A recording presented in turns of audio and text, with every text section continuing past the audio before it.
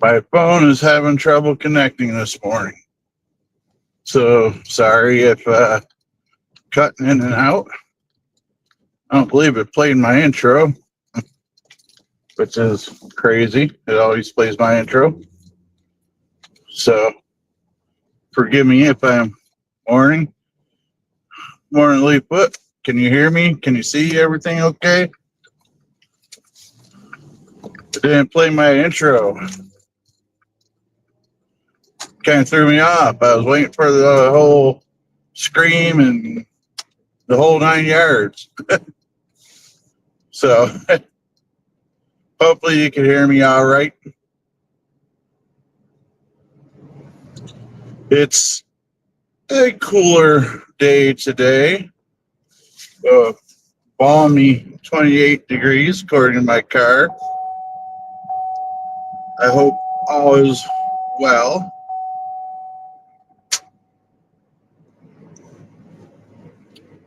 Awesome. Thank you. Appreciate that. So yeah, it's not a horribly cold day, but definitely not a warm day.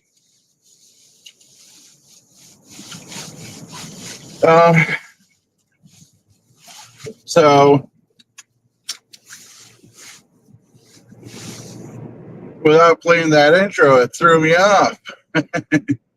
But I am kind of grateful for all the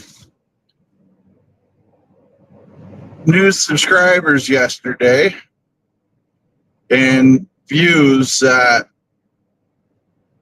my video got, which I really didn't think this particular video would go viral for my channel. For other channels, it wouldn't be considered much, but for this channel, it was a pretty good view amount in less than 24 hours. And it's not the one that I thought would do well, and that's the rich eating mermaids. That one seemed to be a trending subject on YouTube yesterday, and I just got lucky and had it connect with people. So welcome to anybody new that might join in.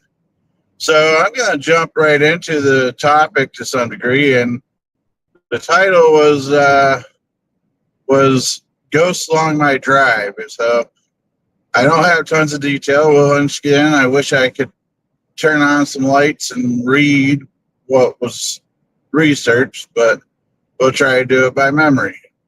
And the closest one to where I live is the Tidute Hotel. Now, that place has been reportedly haunted for many, many years. A lot of people talk about how haunted it is, and locals talk about the different things that they've seen throughout the years. And I guess during one point in time, the Hotel Tidute in Tidute, Pennsylvania, was a brothel. And for those that don't know what a brothel is, very basically a place for generally gentlemen to go and for a few dollars get the romantic company of a woman for a few hours, or if you have money, I suppose, for the night. So that's a very stripped down version of what a brothel is. And so people have throughout the years reported seeing a ghost of a young woman who they affectionately refer to as Emma.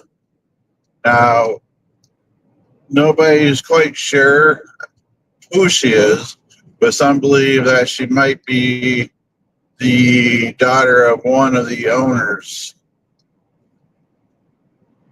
Yes.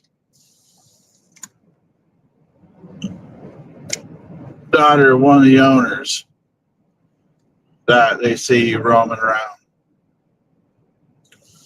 Now, they also report seeing another spirit, another restless ghost of a gentleman who is dressed up generally in Civil War clothing or Civil War era clothing, anyways. I don't think they said it kind of weird, so I don't think they meant he was a soldier. Maybe I misread it. But either way, the time frame is a Civil War era of his clothing. And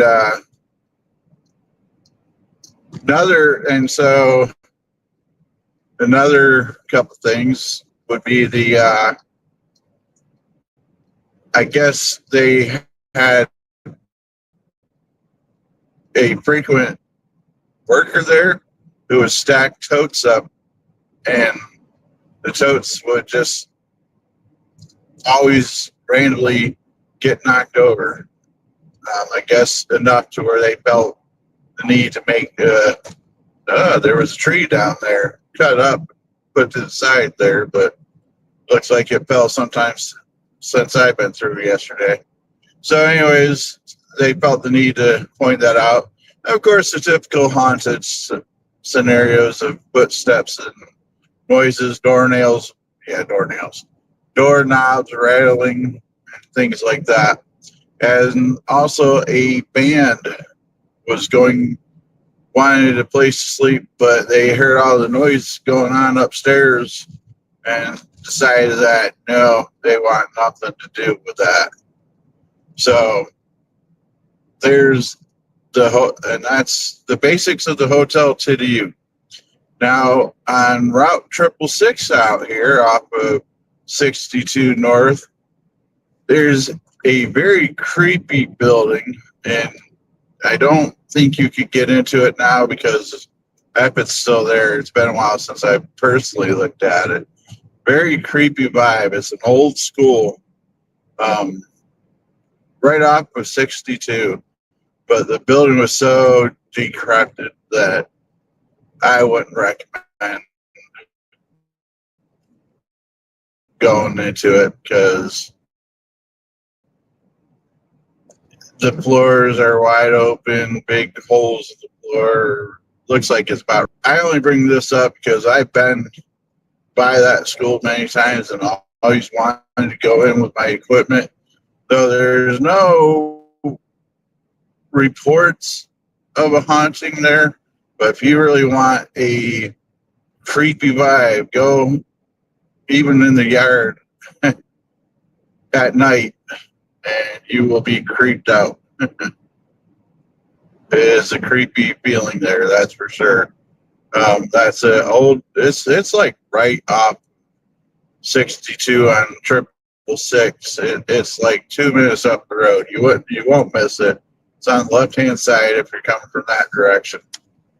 It is creepy. And I don't know if it's just because it looks old and has all kinds of broken windows and all that stuff, but trust me, it's creepy. So those are a couple towards where I live, Tidiu and the general area. Now, a little bit closer to Warren, Pennsylvania, is an area around here known as Glade Township. That's Glade, like as in the air freshener. And there's I didn't quite catch where it is. It just says Glade Township, a farm that was there. There's an article about it in the 1811 Warren Ledger, talking about a farmer who reports a ghost, basically in the traditional white sheet, which, whatever. But that's what was reported, that a ghost that hovered off the ground several feet could be seen on the property floating around and kind of seem unseemly thin and bellowing around and floating around in Glade Township.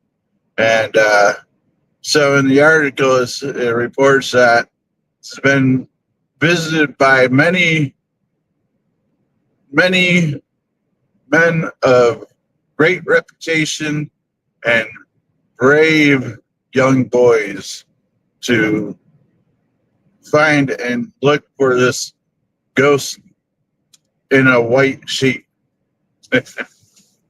and so I guess there was lots and lots of people that after the newspaper article broke out in the Warren Ledger, 1811. I'll see if I can research that. Maybe make a post on here later. and so these people were back in 1811. I won't say they're paranormal teams, but they do what we do now, is go and look for ghosts. Now, after some time, the farmer that owned the place admitted to putting a sheet on a pitchfork and running around with it and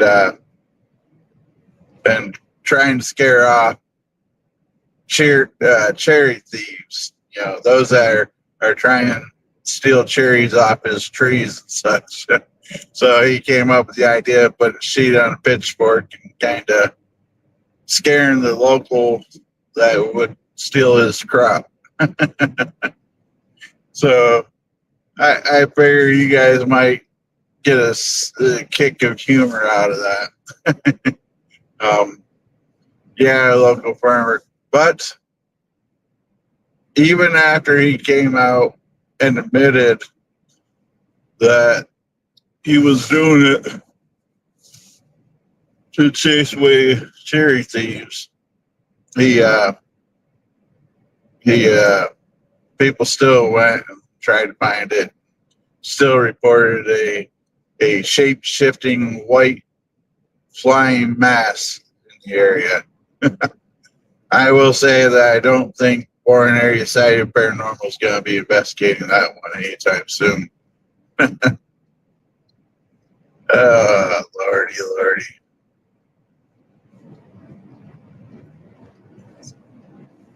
So those are a couple of different stories along the general area of my drive into work. Hopefully you guys enjoyed those ones, and I'll try to think of a few more that's in the general area. Well, I suppose I'll speak of one that we have had personal experience with, as in personal experience, not so much as WASP, Warren Area Society of Paranormal, though. Excuse me, that was a yawn. Though some of our members did, me included. Behind, well, the property that is now a strip mall in North Warren, Pennsylvania, was a mall, a full enclosed mall, up until a decade or so ago. And we investigated that building quite extensively, and we've had several things go on there that would be considered interesting. I don't think I want to go right out and say with 100% certainty that it's haunted, but it definitely has some interesting things that happen there, from people reporting hearing footsteps on the roof. And if you knew this building's roof is solid steel. It has all kinds of it's a mall, or it was a mall, real thick roof. So to hear footsteps on the roof or the ceiling is, yeah, it would be somebody would have to really be like stomping, and I don't even think that would really do it. I personally seen a Victorian age woman walking through the middle of the building after it was closed. I was working doing maintenance. This was before I was a paranormal investigator. I was working doing maintenance. Everything was locked up. I came around the corner and I seen of one hallway. I seen a lady walking through in very, very fancy dress, and she was walking towards the exit, and I yelled out, "Hey, we're closed. We're closed." And no reply, no nothing, just kept walking forward. And so she got to the point that she walked down the main hall to the main exit, and I could not see her anymore. So I hurried up as quickly as I could without running. And when I got around the corner to where she should have been, she wasn't there anymore. Now, mind you, I could see everywhere, and all the exits were locked up to where you couldn't leave out those doors. So she literally had nowhere to go. This wasn't a case of she went through a door. There's no way for her to go without me seeing her leave that area. Absolutely 100% no way.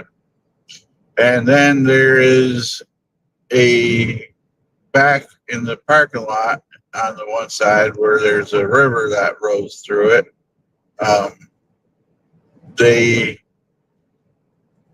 There's what I believe is three spirits, and some other of us believe there's three spirits. We seem to use our spirit box back there. We generally get two young voices on it, two young girls. So it sounds. I say so it sounds because spirits have a way of manipulating things where it might sound like young people, young kids or whatever, but in reality, it's just a spirit. But anyways, it sounds like two young girls that comes across our spirit box when we're back there. And they seem to be kind of panicked and kind of scared almost. At least that's what they project around us. And so these young girls try to reach out to us, and we never can quite make out what they're saying. They'll say like hello and such, I know that. And they're right by the river, come across our spirit box, and it never fails within a minute of them coming across our spirit box behind the old mall.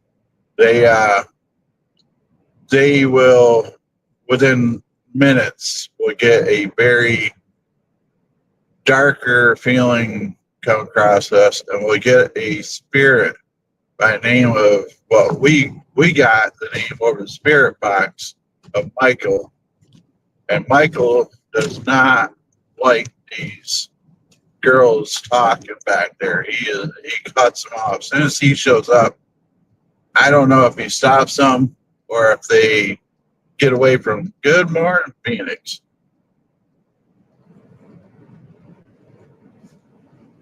Hey, you didn't miss live. I'm still live. Oh, you're live today. Yeah, sorry about that. Awesome. Good morning. Sorry I missed your live. So yeah, Michael is a yesterday. Okay.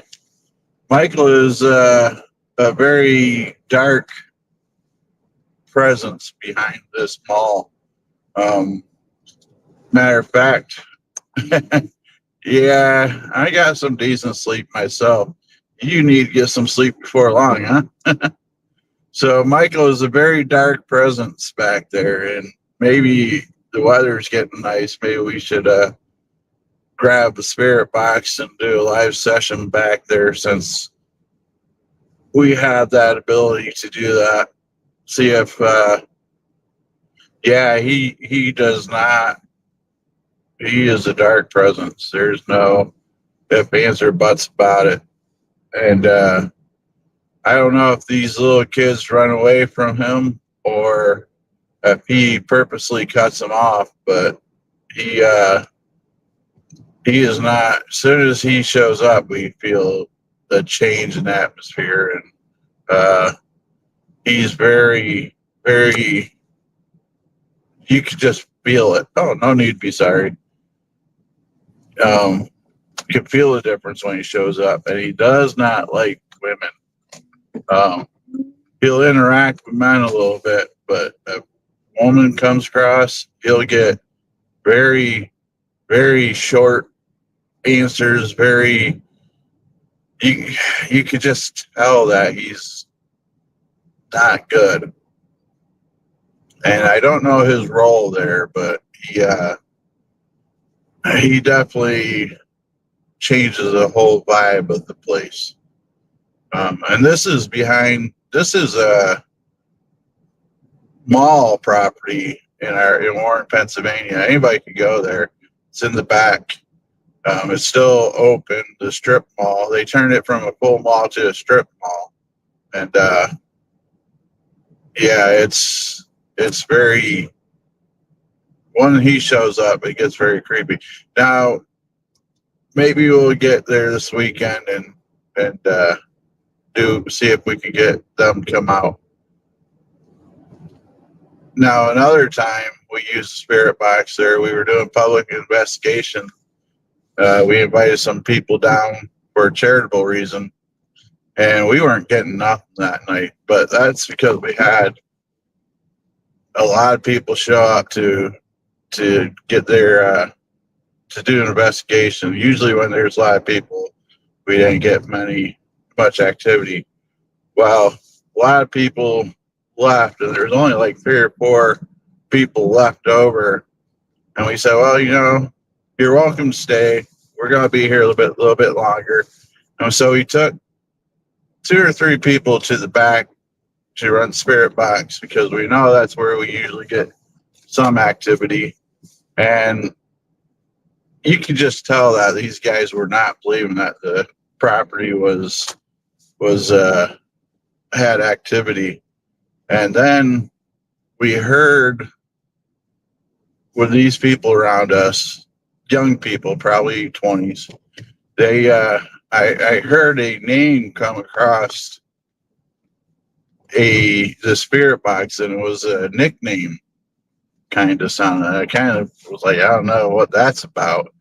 And one of the girls that were there instantly started to tear up and get kind of sad. And I'm like, everything okay? And she's like, no, you don't understand. I was like, no, we don't understand. What's up? You okay? Do you need something? She goes, we no, you don't understand. About 2 months ago, or a couple months, this has been 10 years now. A couple months ago, my stepdad passed away, and I've been very sad about it. And that's the nickname he used to call me. I was like, really? She's like, yeah, that's the nickname that he's always called me before, or when he was talking to me and such. So that was very interesting. Um, Yeah, I'll see if we could get Michael this weekend. Maybe I could stop and do an investigation there. Mini one Friday night. Um, check out the weather, see if we could get Michael live again. We got him once or twice in our past. If you want an idea, scroll through the YouTube videos and see if you can find uh, the video titled Most Haunted Parking Lot or The World's Most Haunted Parking Lot, something like that. You'll see exactly what I'm talking about. But it's time for me to get my coffee.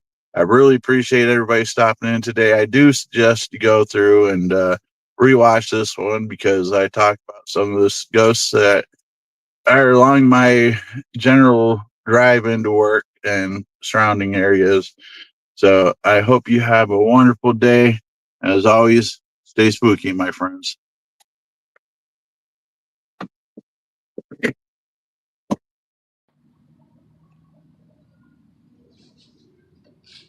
Well, hey everybody, thanks for stopping down and appreciate the visit. Now get the hell off of my porch. We'll see you the next time. Come on back.